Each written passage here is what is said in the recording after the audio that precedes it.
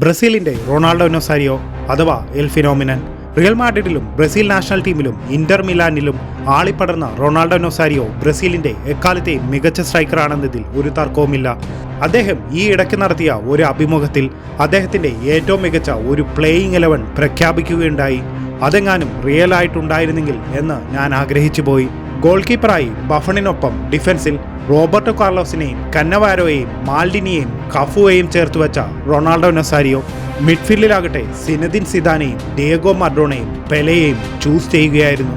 Oh my God, ആ 4-3-3 എന്ന ഫോർമേഷനിൽ playing 11 select ചെയ്ത റൊണാൾഡോ നൊസാരിയോയുടെ ഫ്രണ്ട് 3യിൽ റൈറ്റ് സൈഡിൽ സാക്ഷാൽ ലയണൽ മെസ്സിയും സെന്റർ ഫോർവേഡായി റൊണാൾഡോ നൊസാരിയോയും ലെഫ്റ്റ് സൈഡിൽ ക്രിസ്ത്യാനോ റൊണാൾഡോയും അദ്ദേഹം സെലക്ട് ചെയ്യുകയുണ്ടായി. നിങ്ങളൊന്ന് ആലോചിച്ച് നോക്കിക്കേ, ഈ ടീം എങ്ങാനും റിയൽ ആയിട്ട് ഉണ്ടായിരുന്നെങ്കിൽ we can call the mass footballs invincible.